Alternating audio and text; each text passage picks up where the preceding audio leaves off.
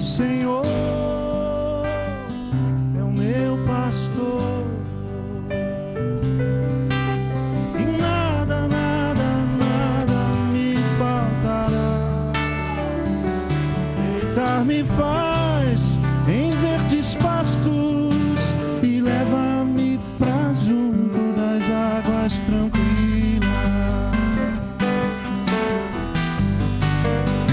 2007 celebra-se tanto o jubileu quanto bodas de ouro do casal Russell e Patricia Shedd.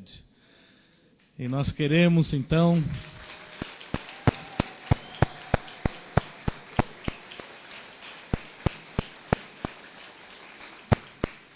eu gostaria então de pedir para que eles passem aqui na frente junto comigo. E enquanto eles estão vindo, vou pedir também que os demais membros da nossa missão, o Ken e a Lucimar Davis, o Kurtz e a Eulália Craignas também venham para cá. E enquanto eles estão vindo, eu vou pedir também que a equipe Vida Nova, todos que fazem parte da equipe Vida Nova, que estão presentes conosco, que também venham para cá, para esta homenagem simbólica, pois nós não temos nem o tempo, nem como fazermos jus ao nosso amor e carinho que nós temos pelo casal, mas sim demonstrarmos nesse gesto o nosso afeto por eles. Eu vou pedir para que Kurtz e Eulália se posicionem aqui, eles têm ambos alguma homenagem a fazer, respectivamente.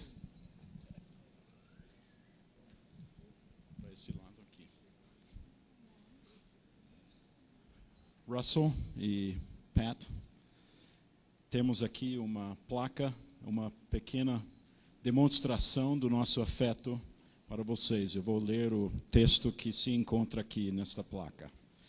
Ao completar 50 anos de ministério, o casal Russell e Patricia Shedd, exemplo vivo de dedicação, desprendimento, zelo, acolhida, simpatia e consideração, recebe de todos os que, de uma forma ou outra, foram tocados por seu trabalho, a sincera expressão de agradecimento e os aplausos da Igreja brasileira. São personagens que integram a história do cristianismo no Brasil, história que eles têm ajudado a escrever, fazendo com que sua marca não passe, mas permaneça para sempre em nosso meio, inspirando, ensinando e contribuindo para o amadurecimento de filhos e filhas do Altíssimo. Sociedade Religiosa, Edições Vida Nova, São Paulo, agosto de 2007.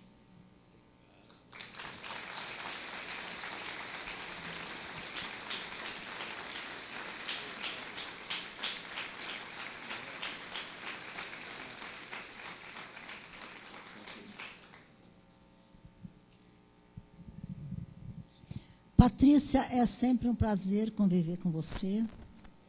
Tenho o privilégio de conhecê-los há tanto tempo. O pastor foi meu professor na faculdade e depois se tornar colega da missão de vocês. O prazer é todo meu. E eu vou segurar as flores para você, porque elas são bonitas demais para eu passando assim depressa, tá? Mas são suas.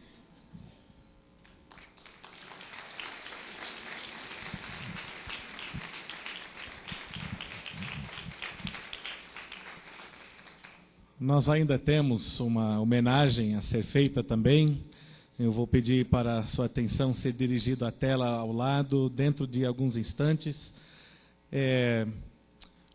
Eu não tenho tido o privilégio de conhecê-los por mais do que 40 anos, mas os meus pais conhecem sim. E eles não puderam estar presentes, mas estarão aqui na tela, dando também a sua homenagem ao casal, então eu direciono a sua atenção para a tela lateral.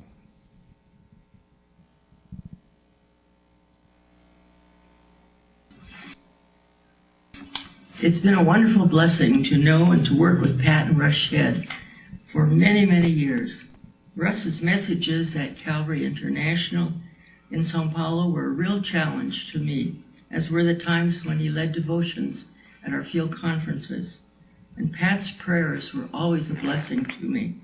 Her part in the meeting of our missionary wives was an important part of her ministry. We also appreciated the time that they made our entire family welcome in their home when we moved from Rio de Janeiro to São Paulo. Now as you enter your retirement, Russ and Pat, we pray that God will continue to use you and will give you a pleasant transition. Pat e Russ, damos graças a Deus por estes seus 50 anos no Brasil, no trabalho do Senhor, e somos especialmente gratos a Deus que podíamos, 30 desses 50, trabalhar junto com vocês na obra do Senhor. Somos muito gratos também em conhecer seus filhos que cresceram no Senhor, foram criados como Deus quer e hoje estão servindo o Senhor em várias partes do mundo. Somos muito gratos por isso. Nós queremos também lembrar de vários incidentes dentro do nosso relacionamento. Russ, eu me lembro quando tinha voltado dos Estados Unidos, em 67, e lá comecei a trabalhar na faculdade e, em seguida, fui convidado para dar uma preleção aos alunos num retiro. Fomos, falei, levantei uma questão dos meus estudos e vários problemas que aquela questão levantava e várias soluções. Depois da palestra, você me aproximou e falamos de uma maneira amigável e você, com muita gentileza, me fez saber que os alunos não entenderam palavra alguma do que eu tinha falado. Eu aprendi bastante com isto e fiquei muito grato. Outra coisa que me lembro é do fato que a faculdade cresceu bastante nos anos que trabalhamos lá. Nos anos 60, tínhamos uns 20 e poucos alunos. Quando chegamos no fim dos anos 80, havia mais de 400 alunos na faculdade. E com esse crescimento, naturalmente, os alunos de teologia precisavam ser consagrados ao ministério. E para a consagração precisavam de concílios. E você e eu participamos juntos de muitos desses concílios de nossos formandos da faculdade. Uma daquelas ocasiões, eu me lembro que você estava levantando questões do candidato sobre a teologia. Eu, ouvindo, achando interessante, em dado momento você fez a seguinte pergunta: Fulano, como é que você interpretaria tal versículo no Novo Testamento? O aluno ficou parado. Pediu que fosse lido o versículo. Então, foi atendido. Você leu o versículo para ele e repetiu a pergunta: como interpretaria você este versículo? Silêncio. O aluno não tinha nada a dizer. Mas essa também foi uma lição, também para eles e para mim, da importância daquilo que estávamos fazendo, preparando estes moços e moças para te servir. Deus abençoou bastante. Nós tivemos oportunidade de andar junto, muitos, através do Brasil, várias reuniões, etc. E sempre nesses encontros, ou na ida e volta dos encontros, falamos sobre problemas de interpretação bíblica ou teológica. E eu aprendi muito de você e sou muito grato por aquelas conversas que tivemos juntos. A Ruth já falou do seu trabalho na igreja Calvary International. E eu também fui muito abençoado por aqueles tempos que nós assistimos os cultos lá. Mas você fez lá uma coisa que nunca tenho visto outro pastor fazer, nem no Brasil, nem nos Estados Unidos. E eu acho que quase nenhum pastor tem coragem de fazer o que você fazia. Você convidava a congregação do culto da noite para ir a uma sala à parte e discutir com você o que foi falado na pregação da manhã, o que foi falado na pregação da noite, se era, não era. Agora, o que tornou-se mais difícil a sua abertura para a crítica nessa ali foi justamente o fato de que a congregação tinha vários elementos com curso de teologia feito e eu posso acreditar que apareceram várias dificuldades. Eu quero terminar com uma palavra sobre a parte editorial da Vida Nova. Bem poucos sabem que a obra editorial começou em Portugal. Os missionários lá resolveram publicar uns bons livros profundos para os pastores, mas logo em seguida descobriram que não havia mercado em Portugal. Resolveram juntos que vocês viriam ao Brasil e trariam junto o trabalho editorial. Outra coisa que muitos não conhecem é que quando chegaram vocês aqui, vocês conseguiram começar um trabalho junto com uma editora, livraria, que foi propriedade de uns 2 irmãos presbiterianos independentes. Logo depois de uns tempos, publicação de vários livros, a missão resolveu comprar a livraria editora e tornar-se dono desta obra editorial. E você ficou, então, encarregado com o que tornou-se a ser Edições Vida Nova. Que bênção isso tem sido para o Brasil, para todos nós, que temos aproveitado os livros publicados por a Vida Nova. Muito grato por aquilo que vocês fizeram e que são, como amigos, para nós. Amém.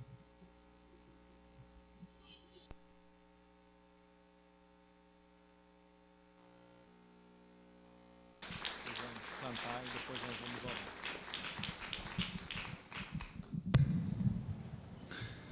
Solicitaram uma honra muito grande, cantar com os irmãos, em homenagem ao Dr. Shed, sua esposa, seu hino preferido. Espero conseguir cantar a canção. Tu és fiel, Senhor.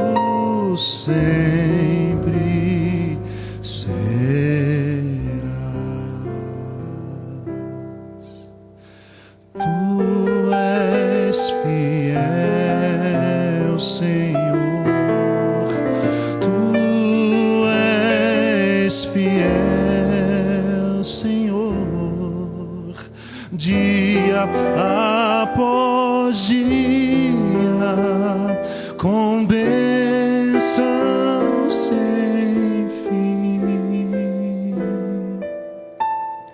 Tua mercê me sustenta e me guarda. Tu és fiel, Senhor.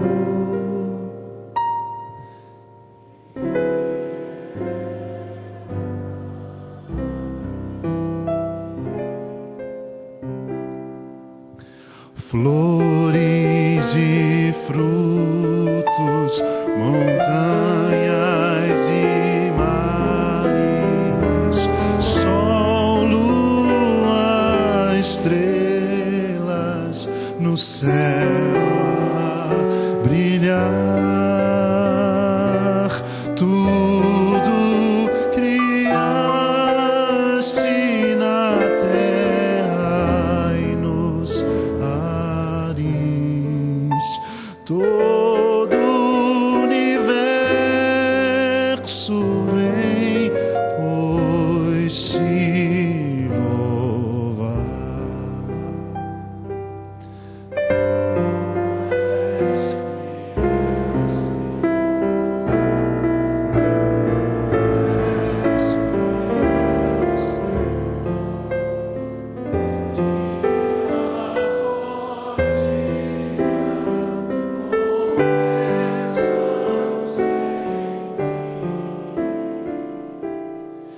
Tua mercê me sustenta, me guarda. Tu és fiel, Senhor, fiel a mim. A última estrofe. Pleno perdão, tu dás paz, segurança. Cada momento me guias, Senhor, e no porvir, oh, que doce esperança,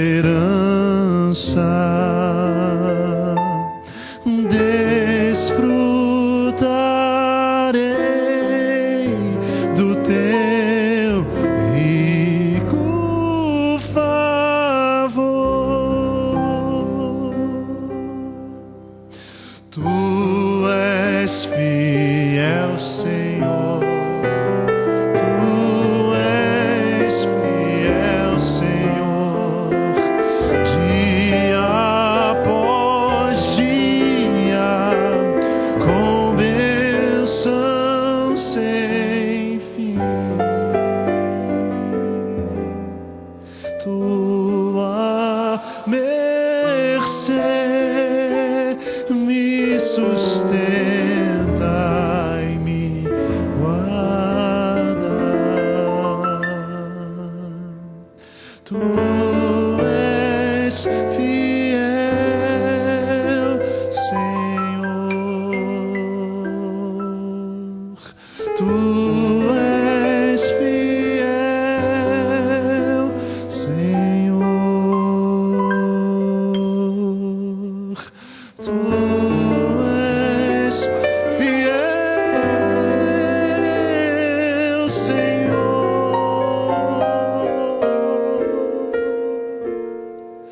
Fiel a mim.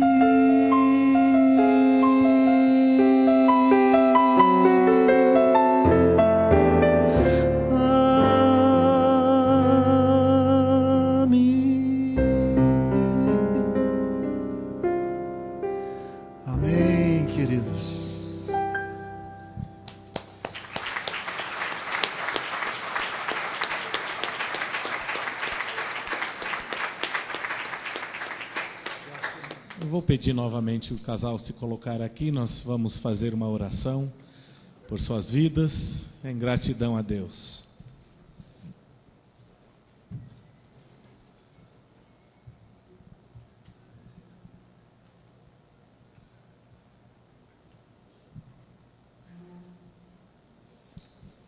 Convido todos para ficar de pé.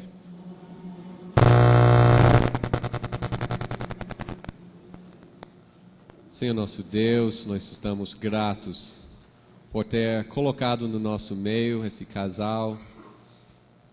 Tem colocado nos seus corações o amor tão grande para o Senhor, para o seu reino, para a pregação da palavra. E tem sustentado eles durante esses 50 anos de ministério, sendo fiel ao Senhor em tudo que tem colocado na sua frente para fazer. O Senhor tem usado esse casal para ser um exemplo na sua vida, para ser os porta-vozes da sua mensagem que tem impactado esse país e o seu reino através deles em muitos lugares nesse mundo. E nós que temos tido o privilégio de estar na sua presença, temos experimentado de uma forma não esquecível a sua graça, a sua presença no nosso meio através do seu ministério.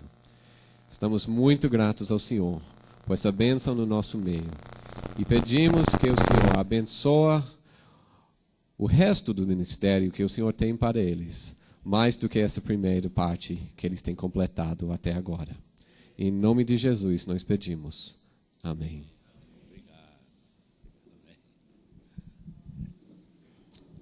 Podem sentar. Nós ainda temos no final desse tempo juntos nessa noite, ao saírem, um pequeno livreto, e os irmãos podem pegar um exemplar ao saírem depois da plenária dessa noite. Deus abençoe as suas vidas.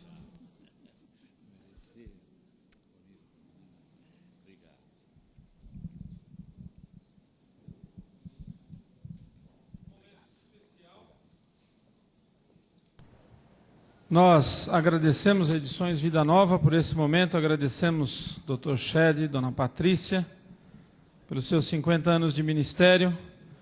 Agradecemos porque eles vão continuar conosco por muito mais do que 50 anos. Talvez aqui presentes e na influência que eles têm causado em nossas vidas, em mim particularmente. Eu quero dar continuidade ao nosso programa, quero convidar o pastor Ricardo Agreste, que esteja aqui conosco. Também quero chamar o pastor Lourenço Rega, para que o acompanhe. O pastor Ricardo Agreste vai estar nos dirigindo nas 2 últimas plenárias desse encontro. É formado em Teologia e Filosofia e mestre em Missiologia Urbana pelo Calvin Seminary em Michigan, Estados Unidos. Atualmente é um dos pastores da comunidade presbiteriana Chácara Primavera e coordenador do programa de pós-graduação em Plantação e Revitalização de Igrejas no Seminário Presbiteriano do Sul, em Campinas. É um dos fundadores do Projeto Timóteo e do Centro de Treinamento de Plantadores de Igreja. Deus o abençoe.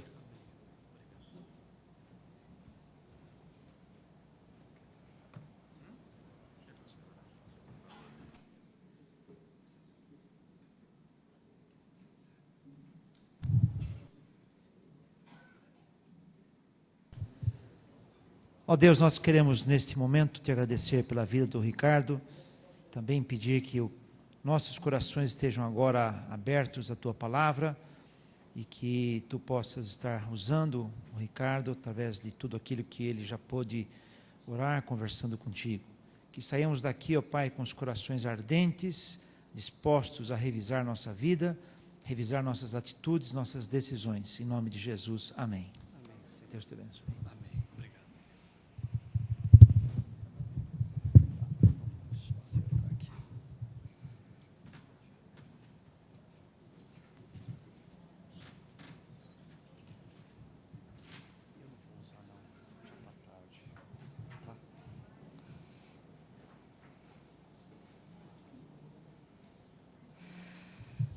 Queridos irmãos e irmãs, que a graça e a paz de Jesus esteja sobre todos nós nessa noite e sempre. Amém?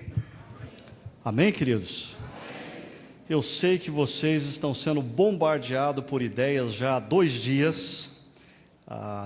Vocês têm tido a oportunidade de ouvir coisas muito boas. A cabeça de vocês tem sido exigida. E nós já estamos aí às 9h25, a 3ª noite de congresso. Mas talvez o pessoal da Vida Nova me colocou para falar aqui por último, porque sabia que eu talvez fosse falar as coisas mais picantes. Hoje me intrigou uma pergunta que foi feita ao meu amigo Ed René, que dizia se ele se mostrava mais indignado com os históricos do que com os outros, né? E aí se levantou aqui a teoria, a suposição, quem seriam os outros?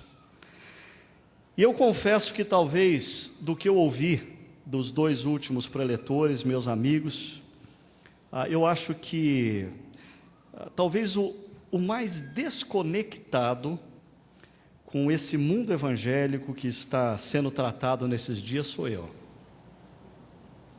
Eu confesso, talvez nos últimos 10 anos, fiz algumas opções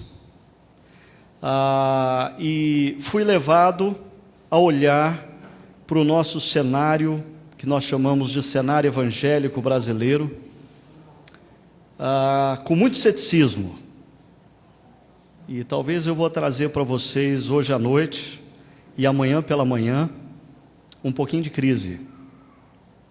Mas quem sabe essa crise dê origem ao próximo congresso da Vida Nova, né?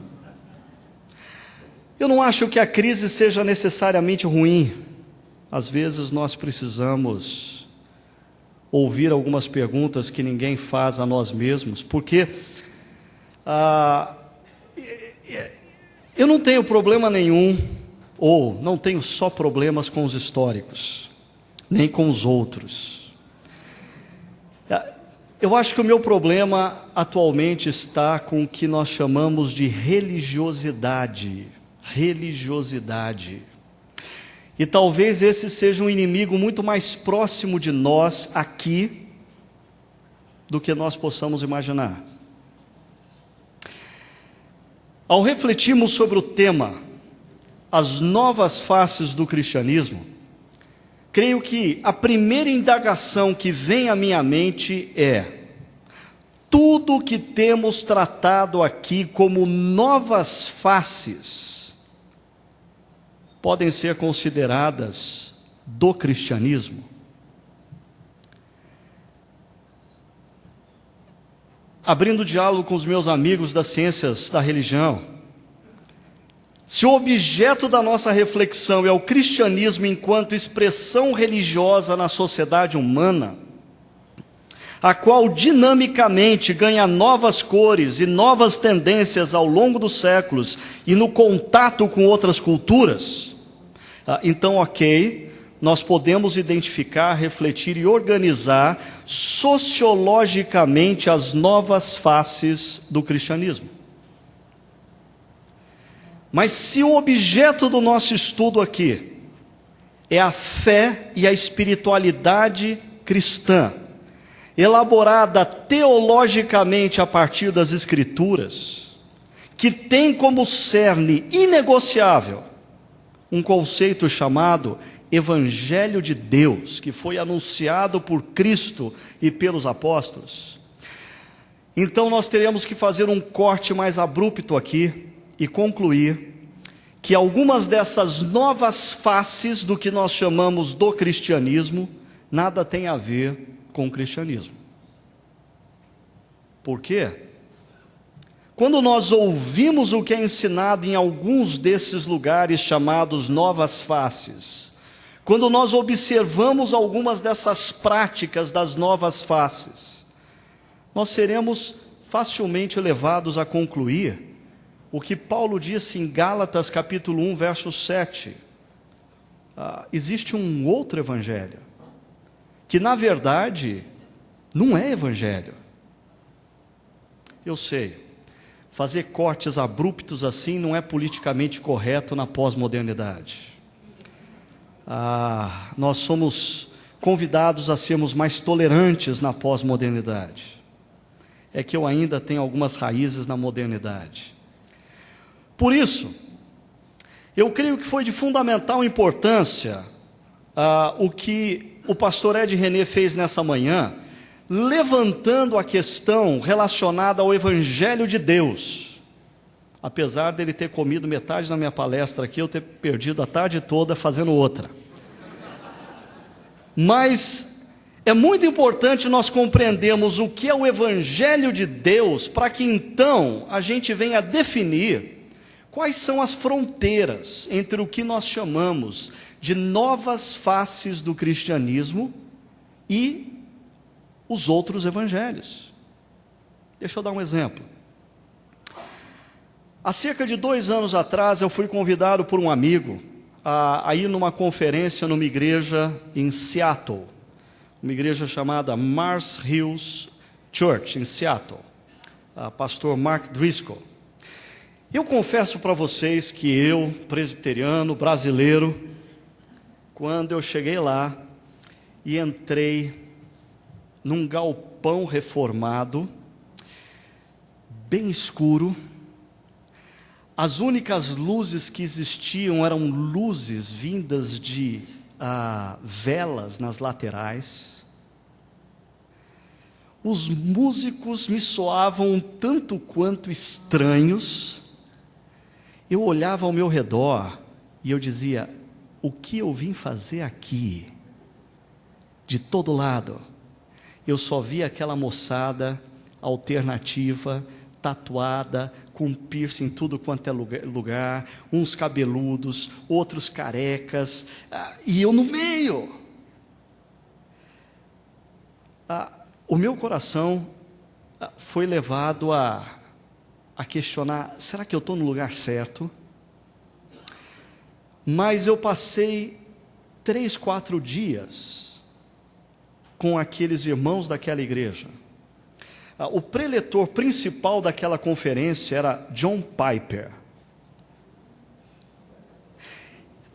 Percebeu, né? Eu fiquei impressionado em ver aqueles jovens alternativos, tatuados com piercing, que curtiam o rock da pesada, tomando nota de tudo, absolutamente de tudo que era dito por John Piper, e no final das suas palestras, chorando e orando, pedindo a graça de Deus sobre suas vidas. Essa igreja, apesar da sua nova face aos meus olhos, ela proclama na cidade de Seattle o mesmo evangelho que eu proclamo em Campinas. Eu não tenho problema nenhum com as novas faces, enquanto faces comprometidas com o evangelho pregado por Cristo e pelos apóstolos. No entanto, existem outras novas faces, sem conexão alguma com o evangelho pregado por Cristo e pelos apóstolos. Se por um lado, nós precisamos aprender a sermos flexíveis o suficientes para entendermos que a agenda do Espírito Santo não é a nossa agenda, e o Espírito Santo de Deus ao longo da história levanta pessoas diferentes, com jeito diferente, com estilos diferentes, com falas diferentes, para anunciar o mesmo evangelho. Por outro lado, nós precisamos ter a coragem para sermos proféticos diante daqueles que se levantam usando o nome de Cristo para pregar um outro evangelho. O termo evangélico, hoje, na igreja chamada evangélica brasileira, pode até ser mencionada nos púlpitos das nossas igrejas tradicionais, pode ser encontrado nos lábios dos televangelistas neopentecostais, ou até mesmo pode ser tido como óbvio por muitos que se afirmam, entre aspas, evangélicos. No entanto, eu tenho apostado na seguinte tese: pouca ou muito pouca compreensão real existe hoje nas nossas igrejas acerca da importância e abrangência do conceito evangelho. Essa não compreensão do conceito evangelho de Deus tem dado origem a várias deformações gritantes no nosso meio. Para não alongar demais, deixa eu citar só as básicas.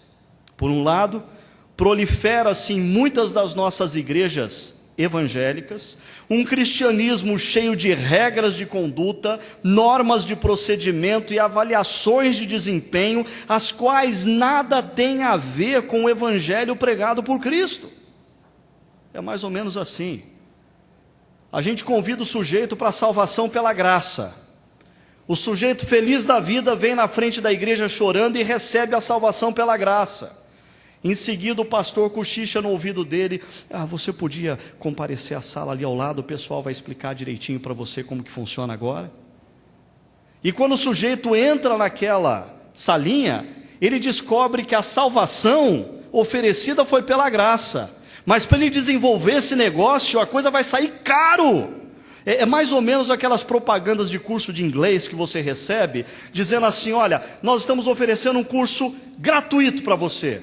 Você chega lá para fazer inscrição, eles dizem assim: não, o curso é gratuito, mas você tem que comprar um material que custa R$ 1.500.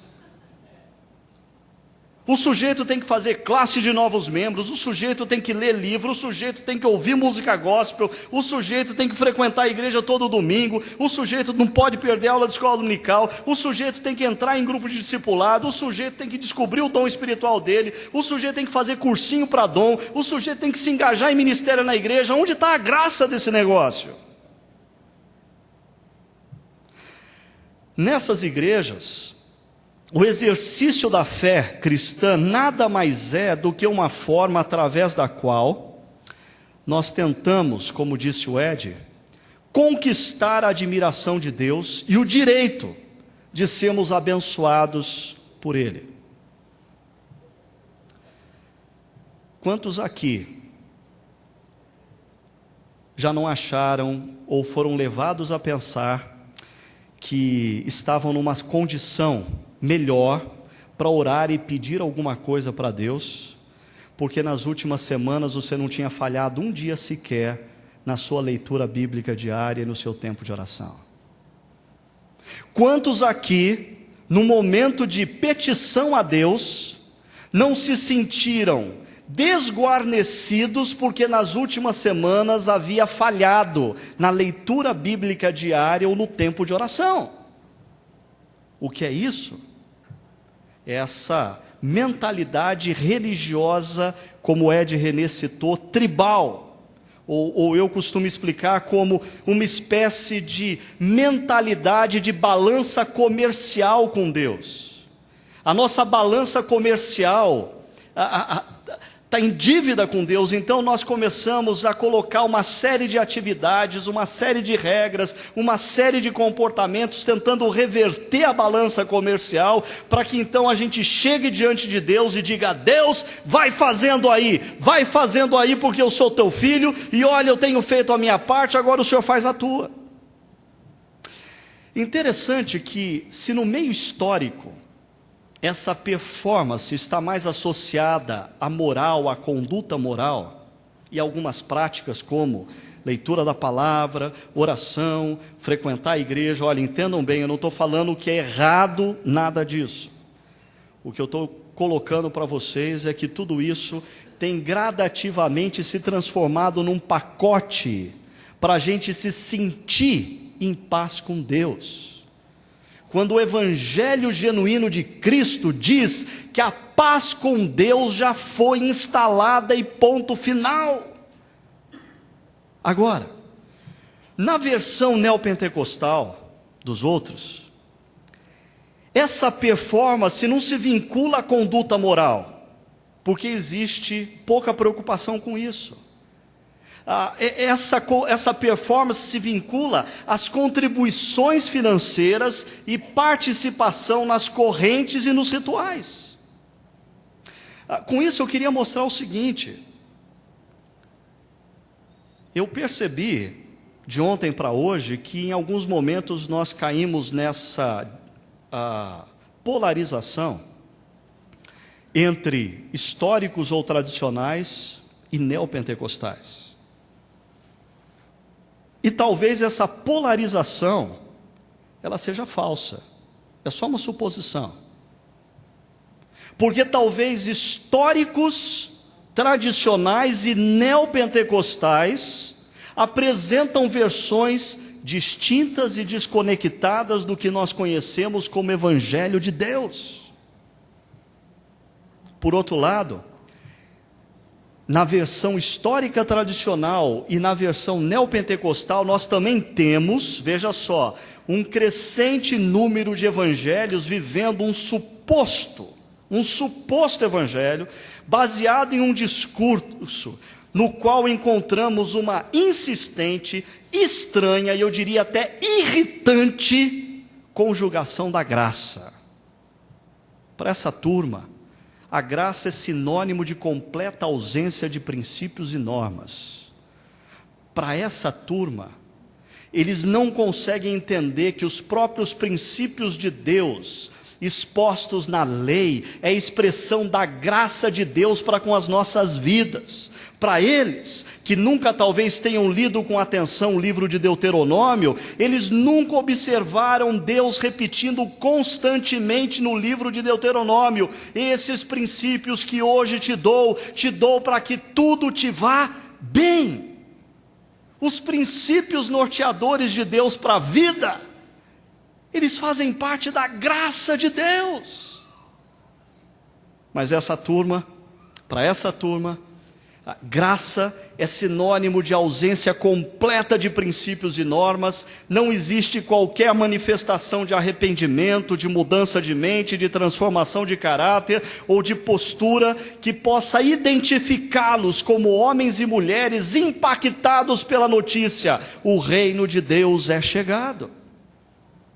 Em nome dessa suposta graça, a vida cristã nessa versão se transforma num espaço altamente hedonista e narcisista, mas diga-se de passagem, altamente poético. Eles expressam a vida cristã de maneira poética, cativante, inspiradora, bonita, estética. Mas nada mais é do que o pastor Russell Shedd nos apresentou da graça barata. Agora, a grande pergunta é: o que é de fato o Evangelho? Eu queria sugerir para vocês uma definição um pouco mais abrangente do que o nosso conceito etimológico normalmente usado, Evangelho, boas novas. Eu diria que as boas novas que nos são oferecidas através da vida, da morte e ressurreição de Cristo, representam apenas, perceba meu querido e minha querida irmã, representam apenas o ápice de toda a ação soberana e graciosa de Deus, desde Gênesis 1 e até a consumação em Apocalipse 22. Assim, nós poderíamos afirmar o seguinte, vai lá a minha definição de Evangelho. O Evangelho consiste na soberana e graciosa ação de Deus ao longo da história, com o propósito de resgatar e renovar todas as coisas, inclusive nossas vidas, na totalidade de suas dimensões, através da obra de Cristo. Vou repetir. O Evangelho consiste na soberana e graciosa ação de Deus ao longo da história, com o propósito de resgatar e renovar todas as coisas. Todas as coisas. O Evangelho não está preocupado em resgatar almas. O Evangelho é a ação poderosa e graciosa de Deus ao longo da história, resgatando a tudo e a todos. E é claro, inclusive as nossas vidas. As nossas vidas estão no centro dessa ação de Deus, mas as nossas vidas na totalidade das suas dimensões, nas nossas emoções, no nosso físico, no nosso ser social, e tudo isso se dá através da obra de Jesus. Se você conseguiu acompanhar o meu raciocínio, De acordo com essa definição, nós somos então convidados a perceber o Evangelho de Deus percorrendo a história da salvação, desde a criação de todas as coisas até a consumação de todas as coisas. Todas as coisas foram feitas através dessa ação graciosa e poderosa de Deus, bem como todas as coisas vão ser restauradas a partir da mesma fonte, a ação poderosa e graciosa de Deus. Mas o alvo principal desse mover de Deus encontra-se em mim e em você. Nós somos amados por Deus, Deus se importa por cada um de nós, e Deus entra na história para restabelecer uma relação de intimidade comigo e com você. Mas o propósito de Deus restabelecendo essa relação de intimidade é restaurar a nossa relação com a nossa própria alma também, restaurar a nossa relação com o nosso semelhante, restaurar a nossa relação com a própria natureza. Toda essa ação de Deus, criando e restaurando todas as coisas, convida-nos a essa intimidade restauradora com Deus.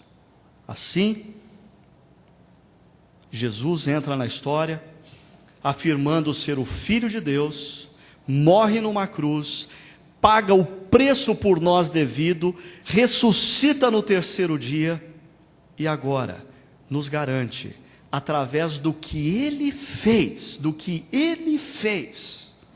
a possibilidade de resgatarmos a nossa intimidade com Deus. Aqui começam os nossos problemas, porque eu não sei, aí eu entrego a reflexão para os nossos sociólogos, eu não sei se é derivado da nossa formação católica romana, ou mesmo da nossa formação que contém aí toda a religiosidade tribal, indígena e um pouco também da religiosidade afro, mas nós somos um povo altamente desconfortáveis com o conceito graça. Quando o Evangelho de Cristo é anunciado dizendo, nós tínhamos uma dívida impagável diante de Deus. Deus entrou na história na pessoa do seu Filho, a segunda pessoa da Trindade, morreu para pagar a nossa dívida, sua ressurreição foi a comprovação de que o seu sacrifício foi perfeito, de que o seu sacrifício foi aceito pelo Deus Trino, e agora, Ele nos oferece essa vida gratuitamente. Mas o que eu tenho que fazer? Crer que Jesus é quem Ele disse ser. O que mais? Crer que Jesus Cristo é quem Ele disse ser, e o que Ele fez foi suficiente para pagar a sua e a minha dívida.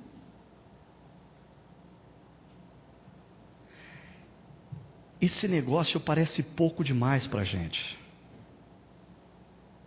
A gente se sente profundamente desconfortável com esse negócio. Por isso,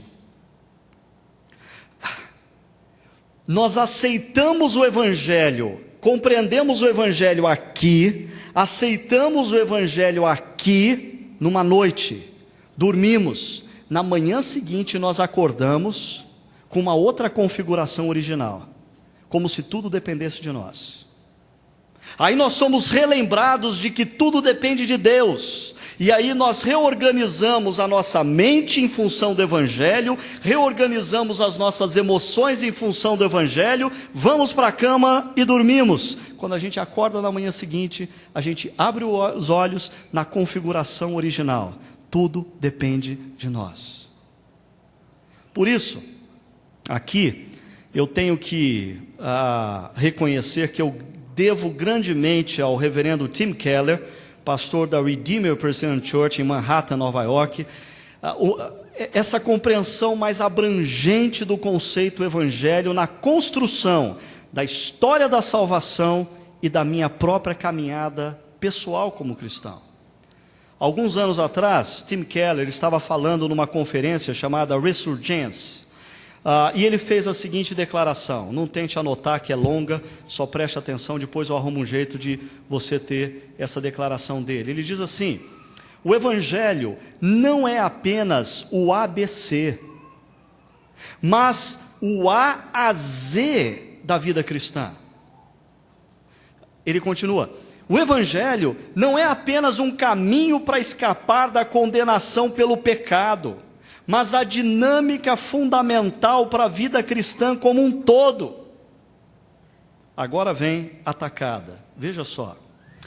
Ele diz: nós somos salvos por acreditar no Evangelho. E então, nós somos transformados em cada parte de nossa mente, coração e vida por continuar acreditando no Evangelho. Mais e mais, na medida em que as nossas vidas se desenvolvem.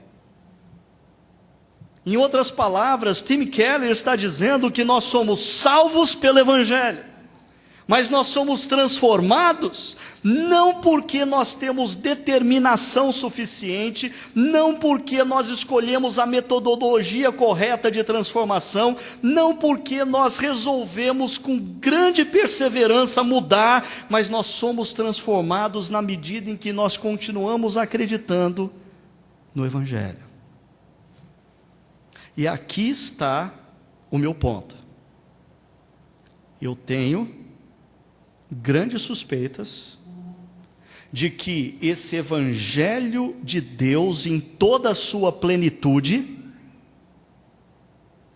é ensinado e vivido no meio dos outros. Mas eu também tenho sérias dúvidas se esse Evangelho em toda a sua totalidade tem sido ensinado e vivido no meio dos tradicionais históricos. Nós temos versões diferentes de manipularmos o Evangelho. Eu convido você a dar uma olhadinha em Colossenses capítulo 1, verso 6, quando o apóstolo Paulo, escrevendo à igreja de Colossos, diz o seguinte, Colossenses 1, verso 6: por todo mundo, este Evangelho vai frutificando e crescendo, como também ocorre entre vocês, desde o dia em que ouviram e entenderam a graça de Deus em toda a sua verdade. Merece ser repetido. Por todo mundo, este Evangelho, o Evangelho que chegou até eles, não o outro Evangelho, este Evangelho vai frutificando e crescendo, como também ocorre entre vocês. Aonde o Evangelho chega, aonde o Evangelho é pregado, aonde o Evangelho é ensinado com integridade, existe frutificação e crescimento, desde o dia em que ouviram e entenderam.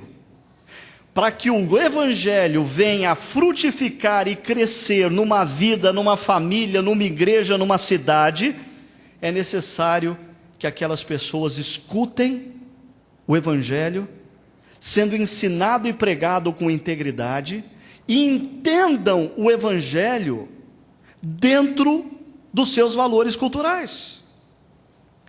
Desde o dia em que ouviram e entenderam a graça de Deus.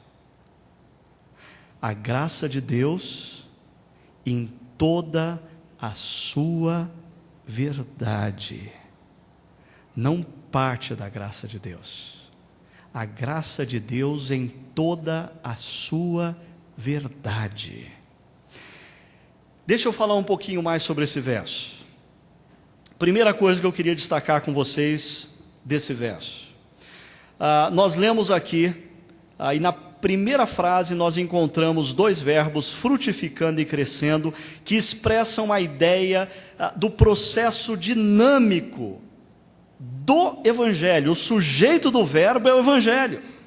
Não somos nós que frutificamos e crescemos, mas é o Evangelho que frutifica e cresce através de nós.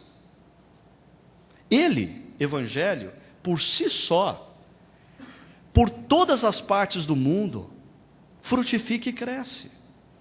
O Evangelho é poder de Deus para a salvação e está constantemente agindo em nossas vidas na medida em que nós ficamos expostos a Ele. É interessante que costumeiramente nós usamos a expressão, vamos expor o Evangelho. Mas se o Evangelho é o poder de Deus para a salvação, é nós que devemos nos expor a Ele. Não somos nós o sujeito da ação, mas é o Evangelho que é o sujeito da ação. Veja só, o Evangelho, poder de Deus para a salvação, atua em diferentes pessoas, em diferentes lugares e para surpresa de muitos, independentemente da agenda da igreja.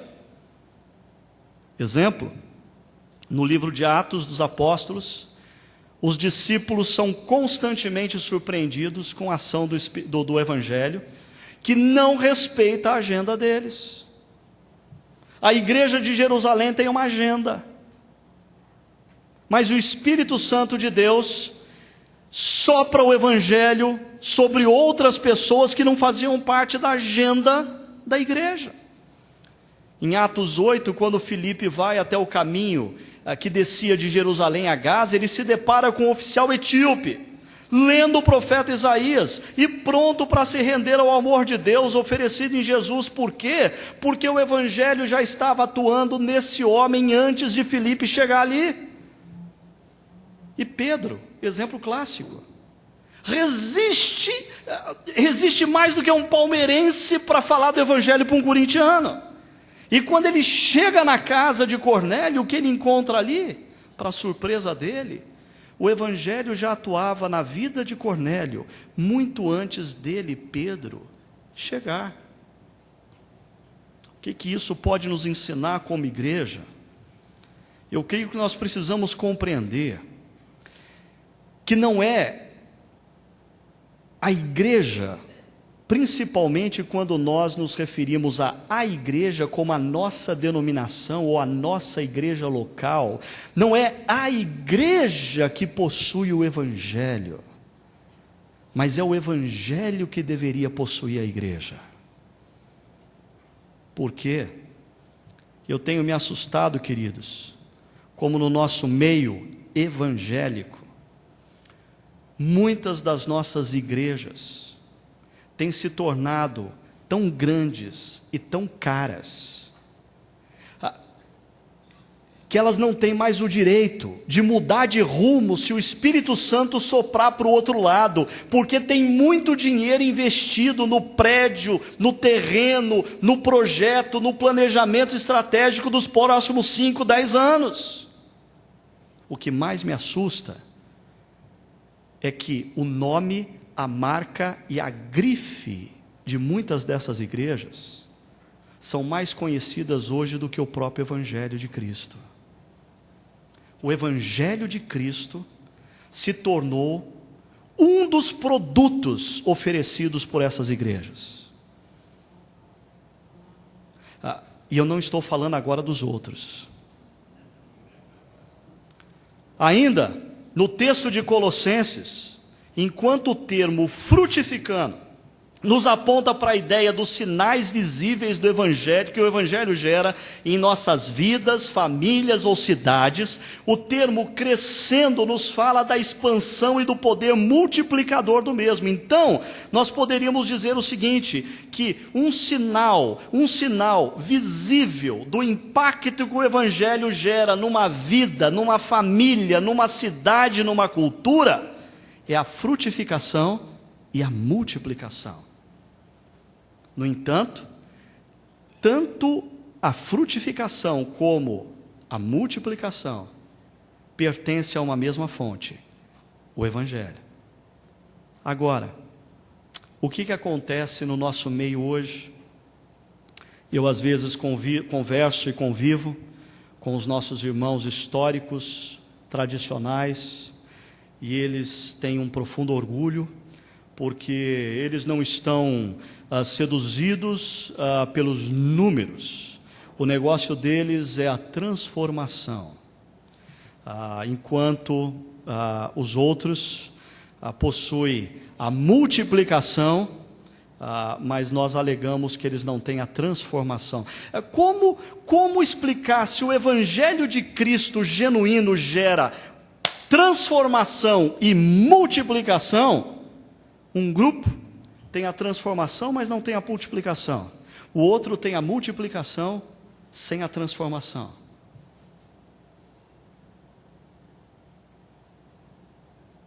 Aonde está o Evangelho nisso?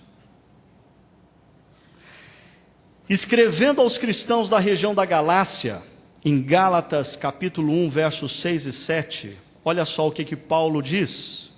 Gálatas 1, versos 6 e 7. Admiro-me de que vocês estejam abandonando tão rapidamente aquele que os chamou pela graça de Cristo para seguirem outro evangelho, que na realidade não é o evangelho. Admiro-me de que vocês estejam abandonando tão rapidamente aquele que os chamou pela graça de Cristo para seguirem outro evangelho, que na verdade ou na realidade não é evangelho.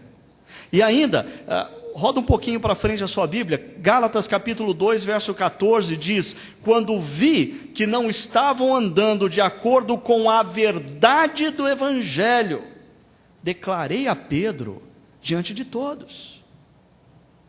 Segundo esses dois textos do apóstolo Paulo, queridos, parece existir sim a possibilidade de discípulos de Cristo passarem a viver um outro evangelho ou andarem em desacordo com a verdade do evangelho. A grande questão é: o que acontece quando uma igreja, num determinado momento histórico, inserida numa cultura, não se apercebe do que está acontecendo e passa a viver um outro evangelho ou uma verdade, ou andar longe da verdade do evangelho?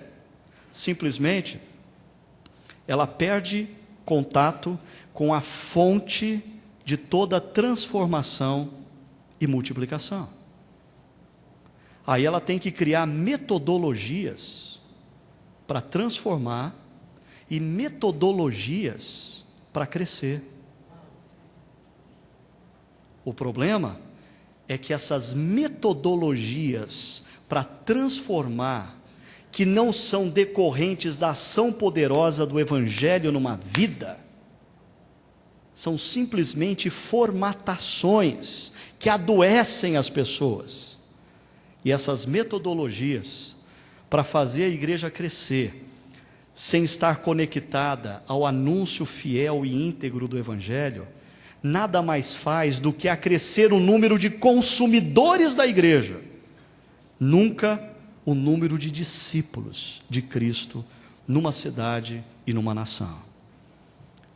Voltando a Colossenses capítulo 1, 6, o texto nos diz também da necessidade que o Evangelho seja ouvido e compreendido. Interessante, eu sei que aqui a gente tem professores de grego, eu não vou ousar ficar fazendo exegese aqui, essa não é a minha praia, mas eu ainda me lembro, 20 anos atrás, quando eu aprendi no seminário a identificar um verbinho grego, que é auristo, que significa... Certo, doutor Shed? Esses dois verbos nos falam de uma ação pontual, consumada no passado. O Evangelho passou a ter poder sobre a vida deles quando eles ouviram e compreenderam o Evangelho. Bom, isso faz toda a relação dentro da teologia de Paulo com Romanos capítulo 11, verso 13 e 14, como ele diz: como diz as Escrituras, todo aquele que invocar o nome do Senhor será salvo. Como, pois, invocarão aquele em que não creram? E como crerão naquele em que não ouviram falar? E como ouvirão se não há quem pregue? É necessário existir pregação íntegra do Evangelho, para que pessoas escutem e compreendam o Evangelho, para que o Evangelho gere transformação e multiplicação. Isso nos leva a uma pergunta: o que tem sido pregado nos nossos púlpitos. O que tem sido pregado em nossos púlpitos é o Evangelho em toda a sua verdade, é o Evangelho em toda a sua integridade. Ou talvez, em muitos dos nossos púlpitos, o Evangelho para o homem todo tem sido abandonado para a inserção de estudos bíblicos que parecem mais literatura de autoajuda do que qualquer outra coisa. Campanhas de sucesso pessoal, momentos de entretenimento musical. Colossenses capítulo 1:6 fala que é tão importante ouvir como também é importante compreender. Isso me faz lembrar de Mateus capítulo 13:19, quando Jesus diz assim: quando alguém ouve a mensagem do reino e não a entende, o maligno vem e lhe arranca o que foi semeado em seu coração. Este é o que foi semeado à beira do caminho. Isso me leva a uma segunda pergunta. A primeira é: o que tem sido pregado nos nossos púlpitos? É o Evangelho com toda a integridade? A segunda pergunta é: como nós temos pregado e ensinado em nossos púlpitos e igrejas? Como? Nós temos ensinado e pregado numa forma em que pessoas possam compreender? Em muitas das nossas igrejas, a linguagem, a terminologia usada é completamente estranha ao homem contemporâneo.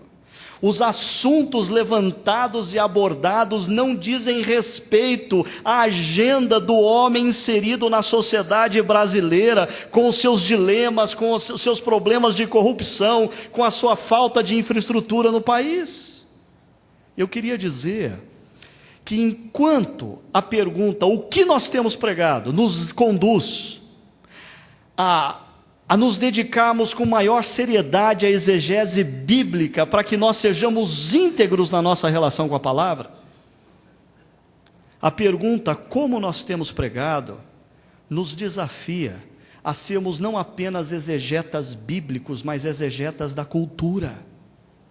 Nós precisamos compreender tão bem a palavra, como também a cultura na qual estamos inseridos. A cultura na qual nós estamos inseridos vai determinar a agenda da dor do coração do homem e da mulher para quem nós pregamos. Jesus, quando anunciava o Evangelho, diante de uma mulher que veio buscar água, ele anunciava o Evangelho como a água viva. Jesus, numa festa de casamento, diante da falta de vinho, ele transformava a água em vinho. Jesus, diante de um paralítico, ele anunciava o Evangelho dizendo: levanta-te e anda. Por quê? Porque Jesus tinha uma profunda percepção da necessidade daqueles que estavam diante dele. Eu não sei se eu falo uma coisa agora. É que eu fui convidado para falar num congresso de uma editora evangélica. E eu queria dizer para vocês com muita reverência a essa e a tantas outras editoras: queridos, nós precisamos ler bons livros, sim, que nos ajudem a entender a teologia com mais profundidade, a palavra de Deus com integridade. No entanto, nós temos uma grande carência no meio evangélico brasileiro de pregadores que conheçam tão bem a palavra de Deus como a cultura para a qual eles pregam. Você não pode se dar o direito de passar numa livraria secular e ver lá os 10 livros mais vendidos da semana e não ter lido pelo menos 3 daqueles livros. Você não pode se dar o direito de não conhecer as dores, os dilemas, as indagações do homem e da mulher para quem você prega. Enquanto a exegese bíblica nos dá integridade na pregação do Evangelho, o conhecimento da cultura nos dá relevância nessa pregação. E Colossenses 1,6 nos diz que nós devemos pregar de forma que homens e mulheres escutem e compreendam. Eu termino. Eu ia citar aqui George Hunter, quando ele nos apresenta algumas barreiras que o homem e a mulher do mundo secular têm quando nós apresentamos o Evangelho.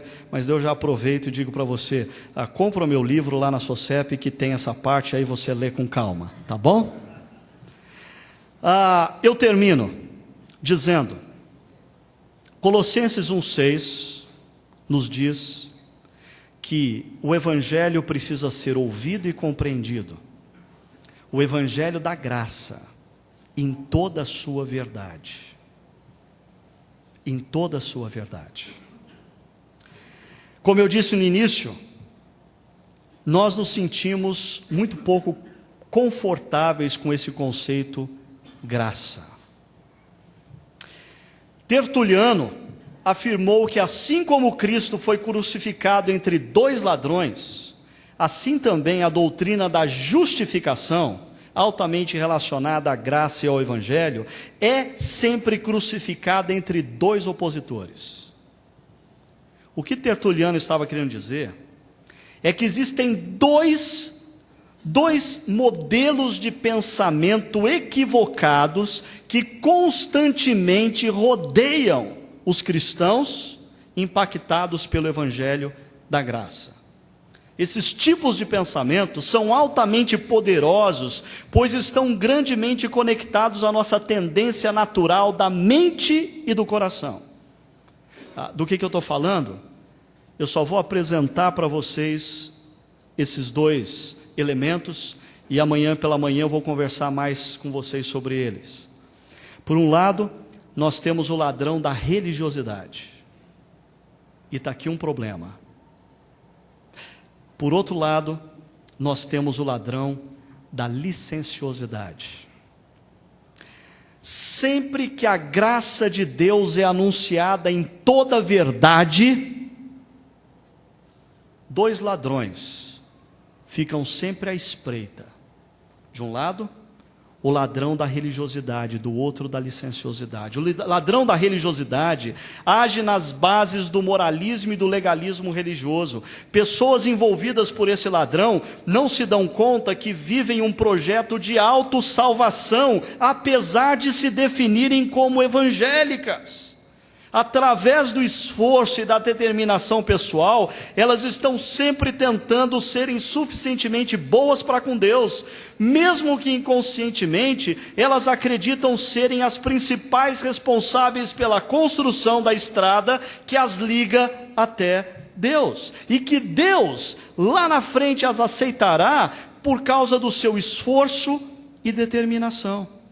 Esse projeto é altamente sutil e perigoso. Muitos cristãos ao longo de suas vidas acabam caindo nas mãos desse ladrão e perdendo o poder de transformação e de multiplicação do Evangelho. Eles passam a achar que a essência da espiritualidade cristã é ser um homem ou uma mulher de caráter, um pai ou uma mãe acima da média, um membro da igreja envolvido em várias atividades, alguém que não fala palavrão no trânsito, só escuta música gospel, tem adesivo no carro, não enche a cara em festas da família e não participa de rodinhas onde piadas de mau gosto são contadas. Pergunta: isso é sinônimo de alguém impactado pelo Evangelho?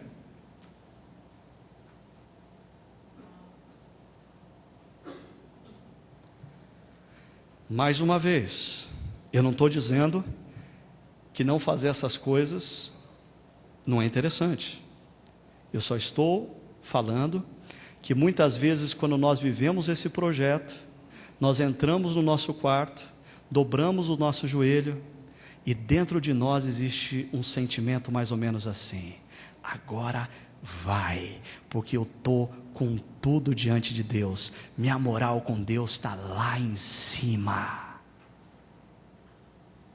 Tim Keller diz que o grande problema do ladrão da religiosidade é que a bondade nos afasta de Deus mais do que o pecado. O nosso senso de bondade acaba por nos deixar mais distante de Deus do que a consciência do nosso pecado.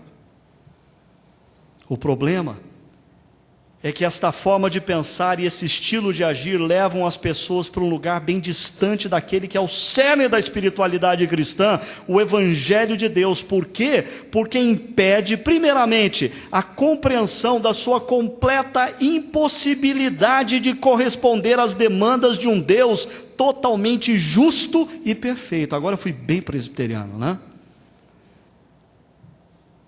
Mas esse projeto de religiosidade nos impede de compreender isso, a nossa completa impossibilidade de agradar um Deus que é justo e perfeito. Em segundo lugar, impede também a compreensão de que somente em Jesus somos aceitos por Deus, porque nele o perdão perfeito nos foi oferecido, e nos foi oferecido gratuitamente. A única forma de eu chegar diante de Deus e ser aceito, é eu chegar em nome de Jesus, é eu chegar coberto pelo sangue de Jesus, é eu chegar debaixo das mãos de Jesus, é eu chegar protegido e envolvido pela graça que emana daquela cruz. Eu creio no poder disso? Ou eu prefiro crer no meu próprio poder religioso? Mas aqui tem um outro problema.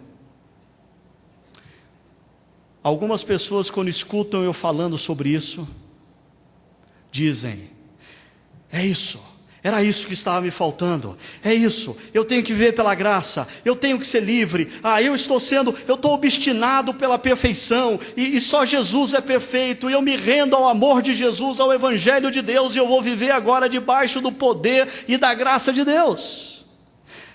Só que, via de regra, pessoas que conseguem se livrar do ladrão da religiosidade, na próxima esquina, se deparam com o ladrão da licenciosidade.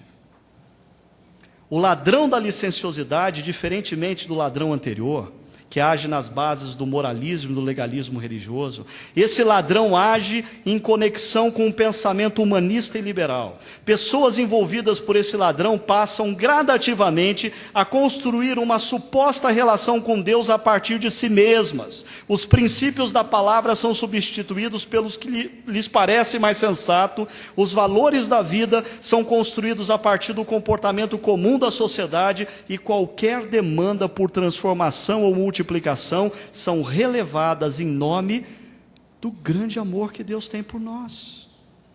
Na lógica das pessoas envolvidas pelo ladrão da licenciosidade, o fator prioritário e essencial na construção da sua espiritualidade encontra-se no fato de que Deus os ama de maneira incondicional, e isso é uma verdade.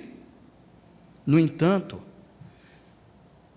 elas não se deixam amar de forma incondicional, a ponto, como diz o apóstolo Paulo, de serem constrangidas pelo amor de Deus. Elas perdem a capacidade de se constrangerem diante do amor de Deus. E essas pessoas envolvidas por esse ladrão também não se dão conta de que vivem um projeto de autossalvação. Elas acreditam muito mais em suas próprias compreensões acerca de Deus do que no próprio Deus. Elas confiam muito mais no que elas creem serem bom do que no que o próprio Deus afirmou ser bom. No fundo, elas não acreditam em Deus e no caminho por Ele proposto, mas eles acreditam no Deus que eles criaram e no caminho que eles construíram para a própria espiritualidade. Eu creio que o Evangelho não nos apresenta um meio termo. O Evangelho de Cristo não é um meio termo. O Evangelho de Cristo é uma terceira via, completamente distinta das anteriores. Diante desses chamados ladrões, precisamos perceber que o Evangelho de Cristo representa a nossa libertação da opressão da religiosidade ou da licenciosidade, porque ambas são opressoras. O Evangelho de Cristo confronta ambos, tanto os fariseus e os escribas, consumidos pela religiosidade, como pela a mulher adúltera, quando Jesus diz: vá e não peques mais.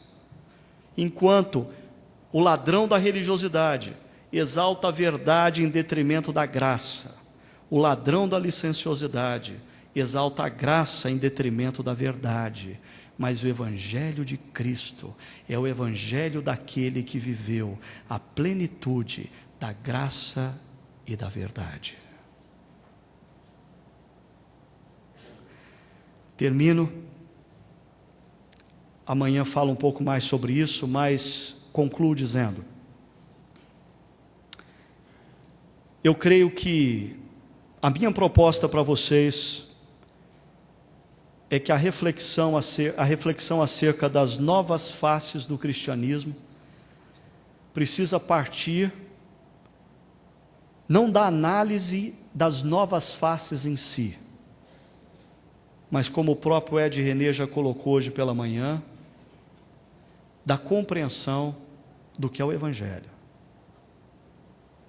A partir da nossa compreensão do que é o Evangelho, nós devemos olhar para as faces do cristianismo brasileiro, quer sejam novas, quer sejam bem velhinhas, e temos a coragem de avaliar quantas delas estão realmente conectadas com o Evangelho da graça, em toda a verdade, que gera, por onde passa, transformação e multiplicação.